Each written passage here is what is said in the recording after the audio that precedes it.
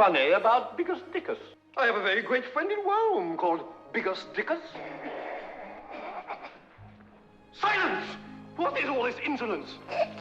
And in one part of it, I actually crack up myself. It's a scene facing Chris Langham, and I say, "So, what is so funny about my friend?"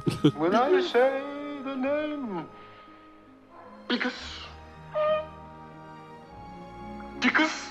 So I made myself laugh, and it's pathetic, and I'm trying to turn away from camera. This is one of the funniest scenes of all time. Anybody else feel like a little giggle when I mention my friend? From Monty Python's biblical movie, Quiet, Mom.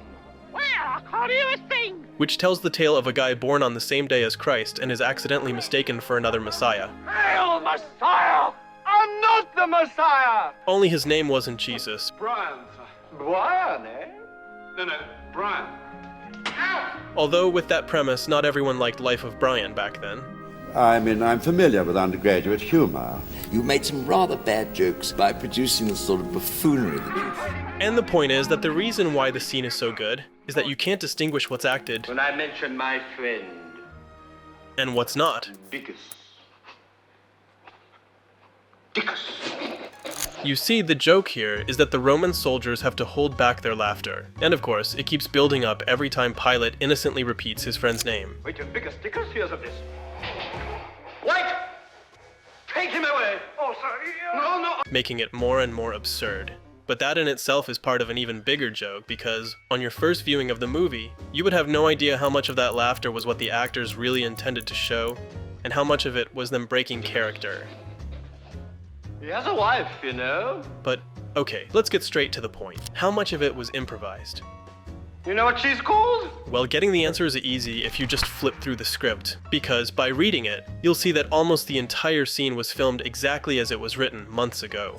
However, when it gets to the climax, you'll discover there's just one line in the script that was changed. Called And that line is, Incontinentia.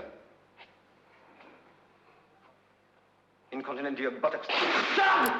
because originally his wife She's called Floria. had a different name. Floria Titus. In case you're wondering, what you are hearing is a table read by the crew. And as you'll see, they have no problems faking laughter. The problem with shooting the scene is that you have lots of different sort of setups and all that, and in each one, people have to be just on the verge, absolutely collapsing with laughter. And after 4 hours, that's quite difficult. But of course, as Michael Palin says, faking laughter for so long must be tricky. So at some point, you need a stimulus. But I think, Incontinentia buttocks came out purely because I whispered in someone's ear just to get them going. And here is the reaction. Incontinentia buttocks. What is all this? I've had enough of this. But to be honest, Good morning, Michael. this is one of Michael Palin's most powerful and least recognized silent tools. What Michael has... Breaking. For both himself and his stage partners.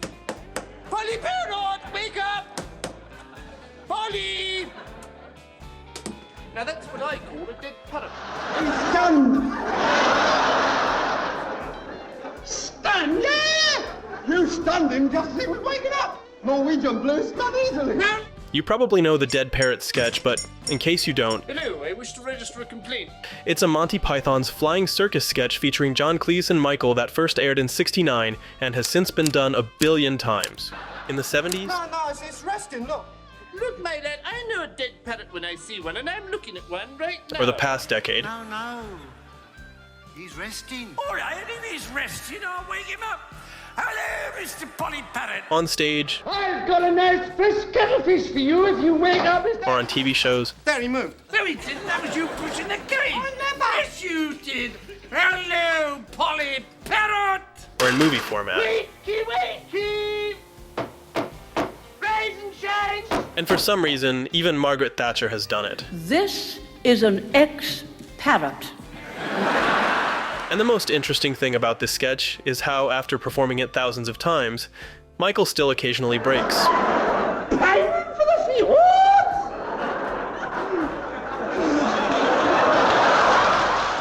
And for some reason, that's always the highlight for the audience.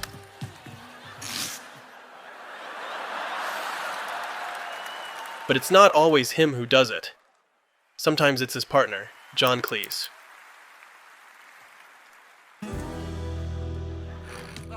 And at moments it becomes a competition to see who breaks whom first. And he would win hands down. Look at that. Bong, bong, bong, bong, bong, bong, bang, bang, thwack, bang, dong, dong. Where's he going to cry?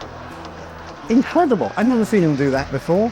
And I always have enjoyed performing with Michael because we kind of try to break each other up. And I think that's the thing that allows us to watch 1,000 versions of this without getting bored. Although the script remains the same, the joke isn't in the text anymore. It's in the interaction between these two guys on stage. And because the timing's different and their performance becomes different, and you see Mike breaking up, he often starts laughing.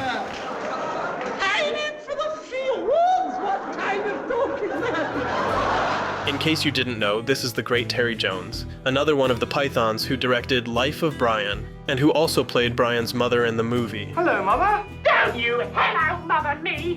What are all those people doing out there? Although I didn't hear him talk about the biggest dickus scene, I think these words apply to all their work together, because for them, improvisation isn't just a creative tool, it's also a way to influence your scene partner.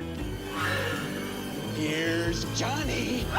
You see, most actors who improvise or tweak the script do it like stirring up something new, but only a handful of comedic performers improvise with the intention of eliciting a reaction from their scene partner. Is this funny to you, Phyllis?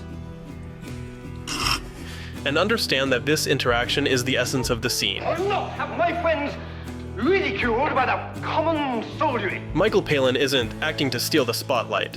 He gets that the joke is not him speaking funny or dropping funny names, but in the reaction of his co-performers. Incontinent to your buttocks. What's it all this? I don't know. Maybe I'm just overanalyzing a Monty Python scene.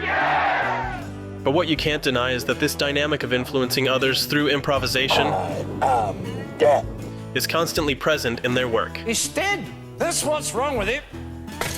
He's such a funny man. He could always say something to break me up, you know. And when we did it on stage, it was always the last sketch, and people would start it would become a riot, and he would start changing the dialogue. So it is. For them, acting is almost like a game, and that's what makes Life of Brian so memorable. Well, if it's not a personal question, are you a virgin? If it's not a personal question. I remember once we had a special screening of the Life of Brian, and we laughed so embarrassingly loudly. It was just, I felt that people were thinking, come on, they're obviously onto something, you know.